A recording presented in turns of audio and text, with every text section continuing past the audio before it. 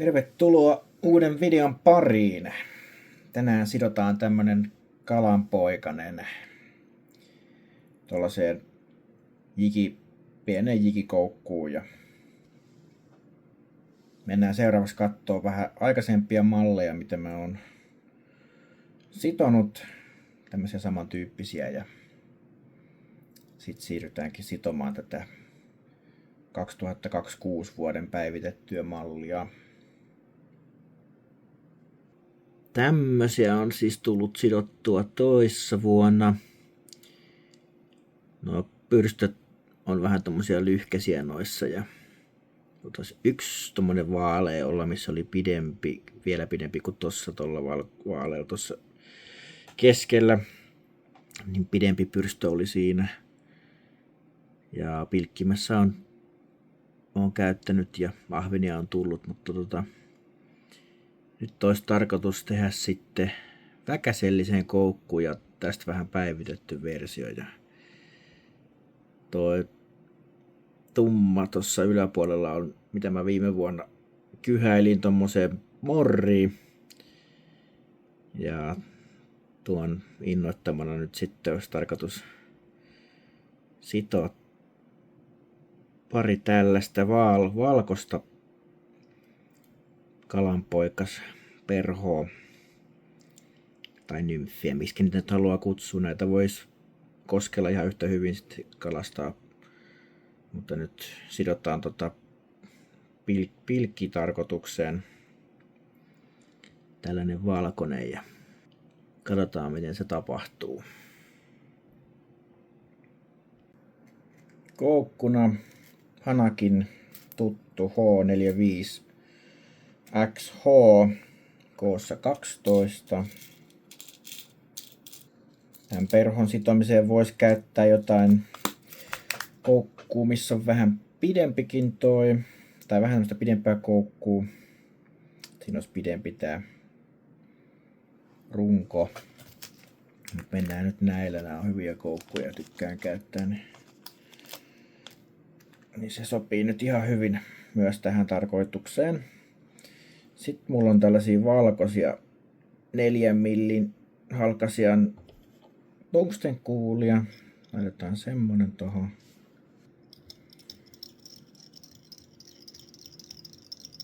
Kierretään meidän lanka siihen koukulle.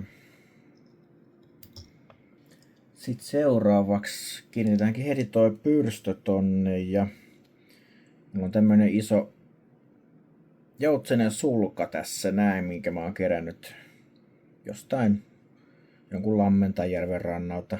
En nyt muista tarkalleen. Näitä tulee, varsinkin keväisin tulee vastaan aika paljon tuolla, kun kiertelee maastossa, niin otetaan sieltä vähän näitä sukasia.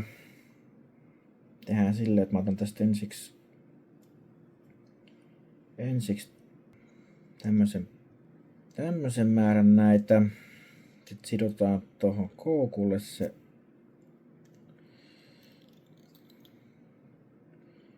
katsotaan pituus. Tuo harjoittelukappale, minkä tein tuossa aikaisemmin, niin siinä oli ehkä hitusen liian pitkäksi jäi tuo pyrstö, niin tehdään tälle nyt vähän lyhyempi. Olisiko toi hyvä?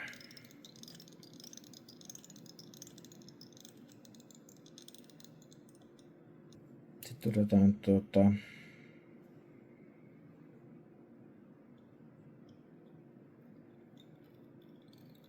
vähän lisää tosta. Sidotaan se tolle eri suuntaisesti, kun tässä on pieni tämmönen, se ei ole ihan suora, vaan se on vähän käyrät tuo muodoltaan, niin sidotaan toinen, joka on sitten vastakkaiseen suuntaan tossa, niin se vähän tasapainottaa pyrstön muotoa.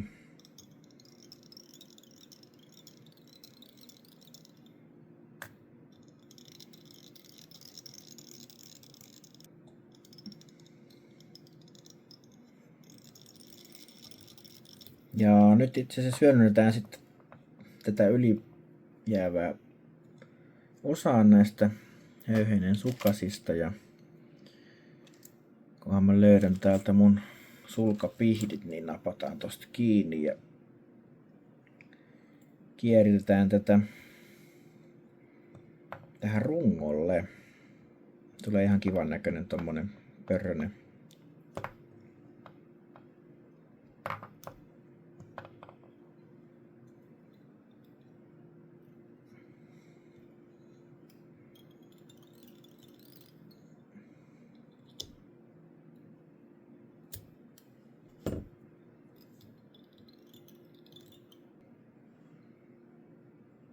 Ei sen paljon lyhyempi tullut tästä pyrstöstä, mutta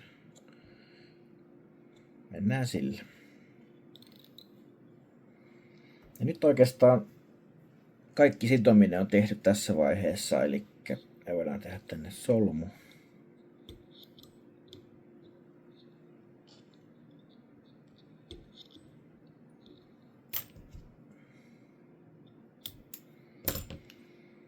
Ja seuraavaksi laitetaan vähän lakkaa tuohon rungolle.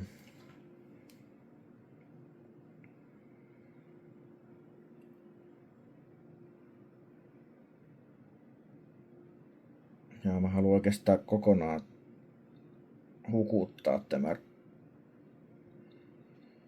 keskiosan tästä. Katsotaan, nyt tästä tulee ehkä pikkusen liikaa. Mutta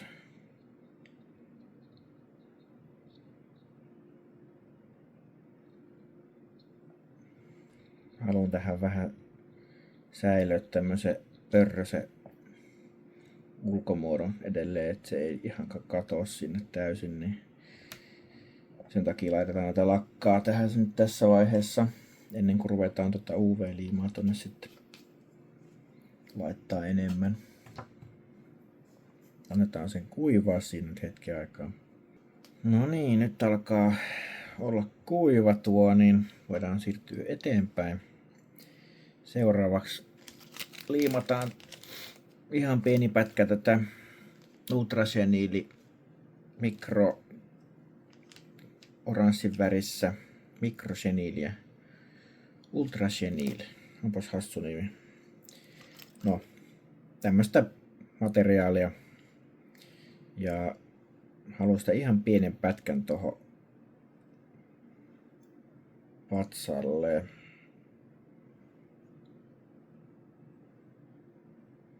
Olisiko tommonen hyvä? Ja laitetaan sen liimalla tuohon kiinni.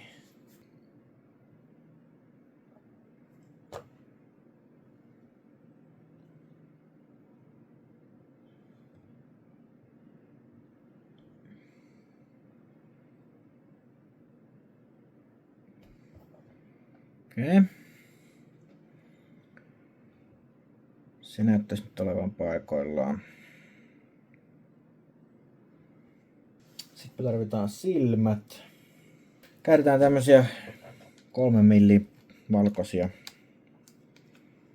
silmiä. Laitetaan näitä kuulaan kiinni ja täällä pikaliimalla kanssa.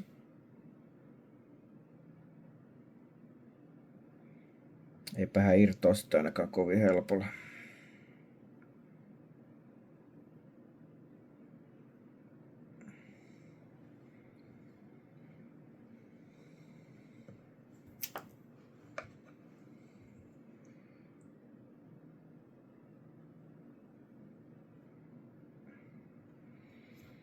Sitten katsotaan, että ne menee suurin piirtein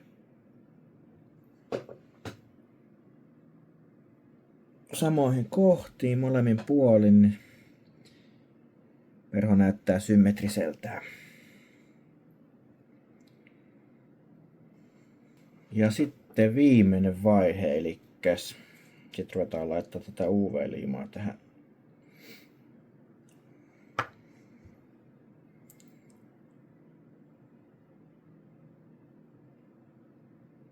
Tätä menee jonkun verran. Mä käytän tämmöstä Gulfin UV-liimaa. Tässä on tämmönen pensseli-applikaattori. millä on sitten helppo tätä levitellä tänne joka paikkaan tasaisesti.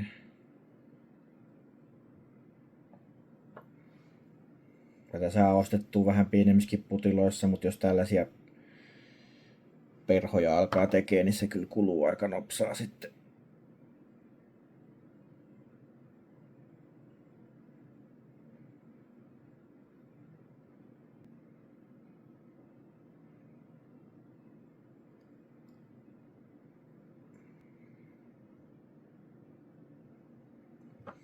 Alkaa näyttää ihan okolta nyt. Pitäisikö meidän iskeä siihen nyt jo ensimmäinen kovetuskierros täällä UV-lampulla. Lisätään vähän lisää siihen kohta vielä sitten.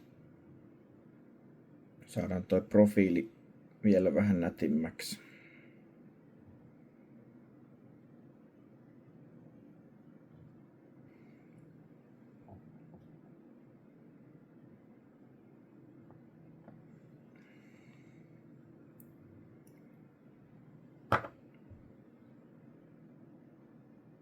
Erityisesti nyt vatsapuolelle mä haluan vähän lisää tätä. Tulee enemmän semmonen pisaramainen tosta profiilista. Vähän roikkuu täältä alhaalta sitten toi. En näkyykö se kameraan kuinka hyvin, mutta pitää ehkä itse asiassa vähän säätää tätä perhon kulmaa, niin sitten se asettuu tuohon oikein se resiini.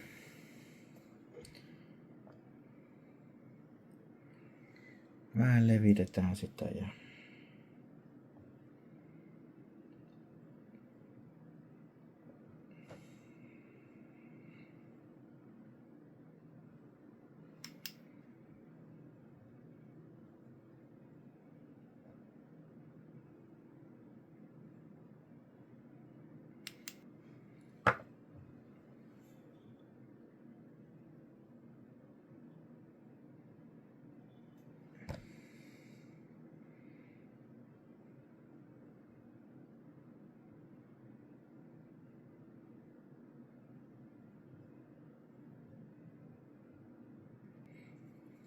vähän ekstra liimaa vielä tohon ja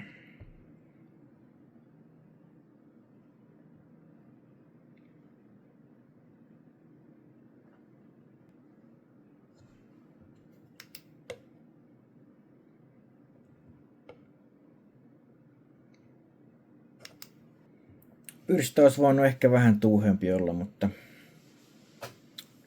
se on sitten seuraava kerran, kun sidotaan taas, niin seuraava kappaleeseen tulee vähän enemmän. Saatan sitoa vielä kolmannen, missä on vähän lyhyempi toi pyrstö ja vähän tuuhempi. Mutta nämä on varmasti ihan toimivia nämäkin jo tällä pidemmällä pyrstöllä ja varmasti ei haittaa yhtään. Ei tarvitse mitään ihan pikkuahvenia näillä pyytää muutenkaan. Tuommoinen mahtuu ihan hyvin iso ahvenen suuhun vielä. Mutta joo. Mä koitan näillä nyt käydä pilkkiä kanssa ja katsotaan millaisia lopputuloksia tulee. Tuolta näyttää nyt.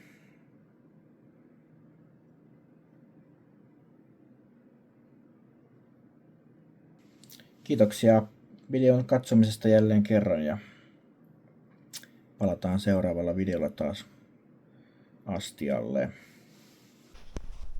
Vaihdan paikkaa vähän matalempaa. Nyt tuli heti hyvän kokoista viivaa tuohon alle.